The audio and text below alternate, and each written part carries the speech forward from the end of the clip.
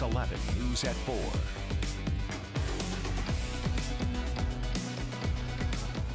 Well, making the workplace and your personal life more enjoyable by turning complaints into productivity. Thank you for staying with us. I'm Erin LeBeau. And I'm Tamsa Fidel. Well, how life-changing would it be if you get rid of all the complaints that you hear every single day, whether it's from coworkers, family members, or even from yourself? The average person complains 30 times a day, and that can really be draining and have a negative impact on your life. Maybe it's like internally too, you know? I'm like, that seems like a lot. Yes. All right. I don't know if I have that many thoughts. So joining us now with ways to redirect complaining into more positive actions and productivity is Shannan Monson. Thank you for joining us. I'm excited to be here. Let's talk about ways you can bring that number down. Yeah, let's go ahead and jump right into it. So how do other people's complaints impact our lives? So complaining decreases our creativity, it impairs communication and problem solving, and it also makes us feel like we're being productive, but we just keep staying in this negative loop. So one of the best things that we can do is have some tools in our back pocket for when other people complain to us. So what about our own complaints? How can those affect us? And are those, they might not be things we're saying out loud, but they could be things that we're internalizing too, right? Exactly. And when we complain, it releases a stress hormone that actually physically has a negative impact on us and has been linked to all sorts of chronic diseases. Okay, so you actually have a 4-step conversation which anyone can use against complainers in their personal and professional lives. Let's go ahead and start off with the first one.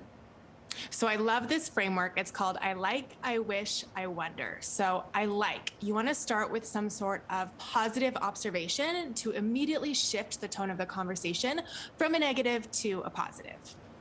And then phrasing is important too when you're doing that, right? So what is a good way to present feedback?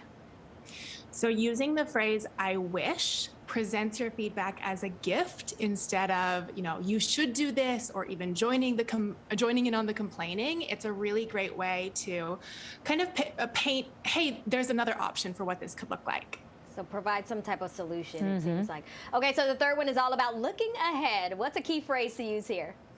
I wonder. So I wonder allows you to create this future better world that could exist for somebody and helps open up some new opportunities and possibilities. Because it helps with visualizing, right? Visualization and seeing what else is out there. So finally, what we do in step 4 is turn complaints into a positive action. So what's an example of that?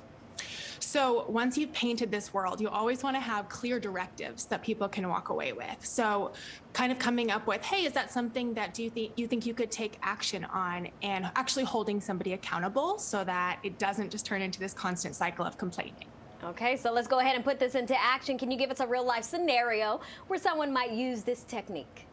Okay, so let's say a coworker is complaining about how they keep getting extra work and they're just always being asked to do more stuff. Okay. You could say, I really like the way you brought the whole team together on the last project. I can see why they've been giving you more responsibility. So you're shifting to talk about, hey, this is a positive I noticed from this situation.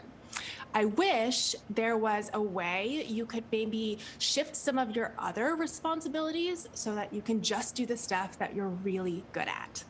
I wonder if you brought this up in your next one-on-one, if the leadership team could help you move around your roles and responsibilities so you could do more of the stuff that you're good at. Oh, that's good. That was really good. Yeah. So positive. I have to write it down because I don't know if I'll remember all of them so quickly. But it's interesting to hear that, because when you think about the fact that you could do 30 of them a day, it seems like a daunting number. But if you think about what goes on into your mind, I guess it's not that surprising. So I know you have a lot of tips. You're always helping people out. Where can somebody find more ways to get some of your tips?